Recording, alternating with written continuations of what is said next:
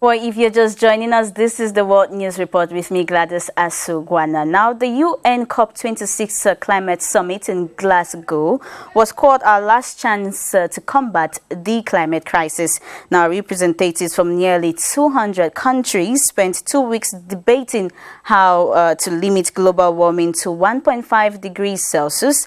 And the major pledges included cutting methane emissions and phasing out coal power and ending deforestation. But many scientists and activists say the commitments are not enough. So was the climate summit a success or a failure?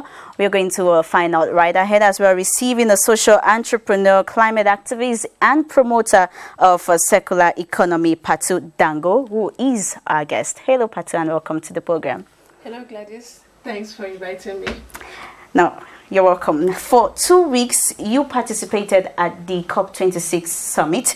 Now, after all the speeches and negotiations, would you consider the summit, the climate summit, to be a success or a failure? I would consider it to be partially a success and partially a failure. So partially a success because I think it has raised a lot of awareness. Many people have realized how important it is for us to take action, and the severity of the climate crisis has caught the attention of many people. So for me, that is where I would talk about success. Now, the failure is also is now based on the fact that the resources that we were expecting to come out of this conference, that has not been met because so Africa right now needs a minimum of 2.5 trillion US dollars to fulfill its or to implement its climate action commitments. But from this COP26 that just ended in Glasgow, the rich countries or the developed countries agreed to double the previously 100 billion US dollars that they promised to the developing countries. And that would take me to my next question, which is how big is the gap between what is needed by developing countries and what has been provided by your richer nations? All right, yeah, so like I said previously, the gap is very, very wide. Because what is needed, at the bare minimum is 2.5 trillion US dollars. But, in previous years, they promised 100 billion, which is in no way near 2.5 trillion US dollars. So during this COP26, they promised to double this amount, so 200 billion. I think 2.5 trillion US dollars is about 2,500 trillion dollars. So when you do the subtraction, you get the gap, which is quite wide. And if we're screwing it down to Africa and particularly Cameroon, what do we even need to kill or combat climate change, the effects of climate change? Well, the effects of climate change, they are felt at various levels and in different ways. So in order for us to combat climate change, there are a lot of things that need to be done, a lot of actors that need to come to the table, because it's not just one person that has to fight against climate change. All of us are supposed to take action in one way or the other. The government has its role to play. We, the civil society, have our roles to play. Big companies, which are generally the major polluters in our developing country settings, they also have a major role to play to ensure that they transition into low carbon operating models. So that is where a project like Game Changers comes into play, because we are trying to get developing big companies, multinationals, to commit to transition their activities into low carbon operating models and to take bold, concrete actions. So basically, some of the things that we need to all do is like encourage tree planting. We need to implement more nature-based solutions like tree planting, mangrove restoration. So what will you make, what's your appraisal of the reactions of all the parties you just mentioned? Government, you also have activists and the youths. What do you have to say about how all of these people are reacting to the effects of climate changes? Well, I think we are all reacting in different ways, and I would have wished that we take this more seriously. And by saying that more seriously, I mean we take more urgent action.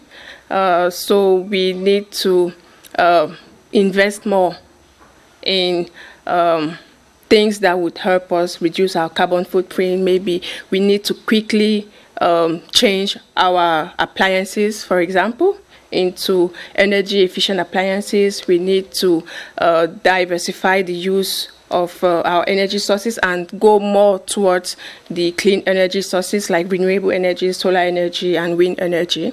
The government as well needs to create an environment that facilitates all of these things to happen. Now, you were in Scotland and you saw protesters who were against and were on the necks of the world leaders that were there, asking them to take immediate and very important actions. Now, do you think that they coming out or they being there say something positive, even if what the governments have agreed to do does not succeed?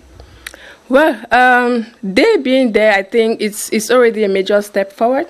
And I think as days go by, more and more young people get to be aware of the fact that our future is in danger.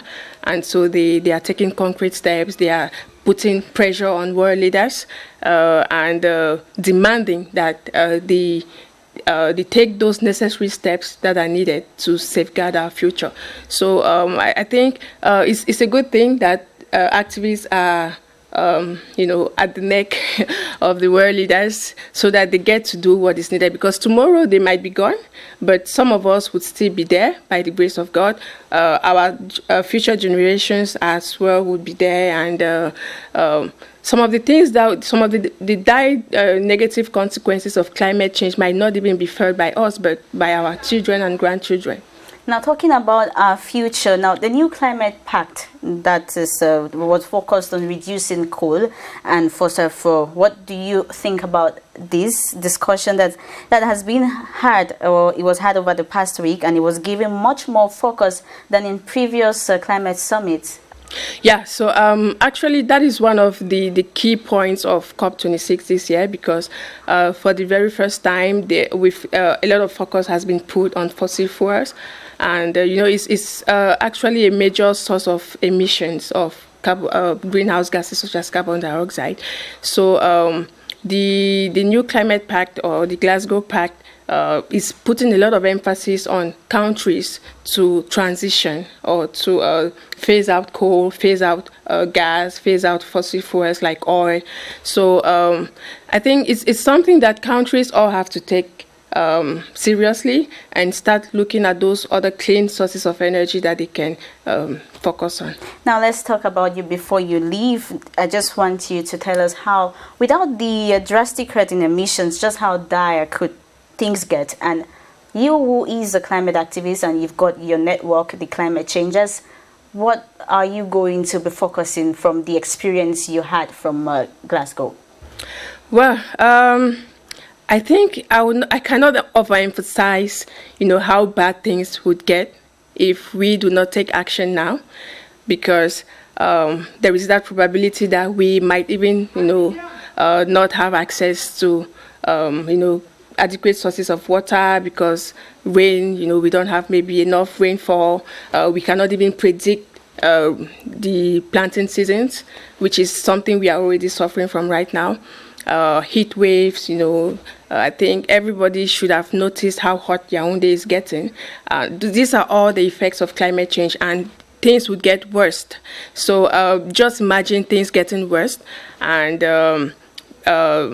the negative effects that this can have. So I think we need to really start looking at climate change as something that has the potential to face humanity, like to wipe humanity. So the moment we start looking at it from that dimension and start being conscious of what is happening, all of those negative impacts, then we would take concrete measures. All right, Patu Dango, social entrepreneur and climate activities and promoter of circular economy. It was a pleasure having you on the program, and thanks for your insights. Thank you so much, and I pray that we do what is needed to save our planet. Exactly. Well, let's get a quick